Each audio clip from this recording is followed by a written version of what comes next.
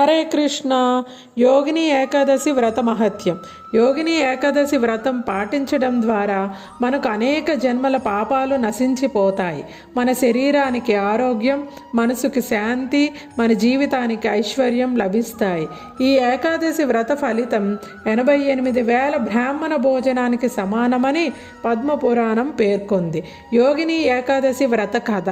పద్మపురాణం ప్రకారం పూర్వకాలంలో అలకాపూరి అనే నగరంలో కుబేరుడు పరిపాలన చేసేవాడు.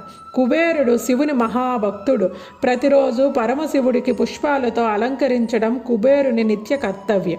కుబేరుని తోటలో హేమమాలి అనే మాలీవనం అంటే గార్డెనర్ ఉండేవాడు. హేమమాలి భార్య పేరు విశాలాక్షి. ఆమె అపూర్వ సౌందర్యవతి. హేమమాలి రోజు పర్వతమాలను పుష్పాలతో అలంకరించటానికి పూలు తేవడం అతని బాధ్యత. ఒకరోజు హేమమాలి తన బాధ్యతను మరచి తన భార్యతో సంతోషంగా కాలక్షేపం చేశాడు. దానివల్ల పూలు తీసుకురాలేదు.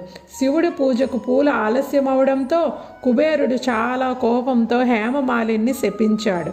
నువ్వు నీ విధిని మరిచి శివుని పూజను నిర్లక్ష్యం చేశావు. అందువల్ల నువ్వు కుష్ఠరోగిగా జన్మించి భూమి మీద చాలా కాలం పాపభోగాలు అనుభవించాల్సి ఉంటుందని శాపం ఇచ్చాడు. హేమమాలి దురదృష్టవశాత్తు భూమి మీద వచ్చి చాలా సంవత్సరాలు కష్టాలతో జీవించాడు. ఒకరోజు మార్కండేయ మహర్షిను కలిశాడు. తన బాధను వివరించగా మహర్షి దయచేసి యోగిని ఏకాదశి వ్రతాన్ని చేయమని సూచించాడు. హేమమాలి ఉపవాసంతో భక్తితో యోగిని ఏకాదశిని ఆచరించాడు. ఫలితంగా అతని అన్ని పాపాలు తొలగిపోయాయి. కుష్ఠరోగం నయమై మునుపటి దివ్య స్వరూపాన్ని పొందాడు. యోగిని ఏకాదశి వ్రత విధానం. తెల్లవారిన వేళ లేచి స్నానం చేయాలి.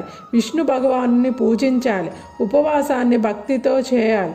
నీరు పాలు మాత్రమే తీసుకోవచ్చు. శ్రీమద్ భగవద్గీత భాగవత పారాయణం చేయటం ఉత్తమం.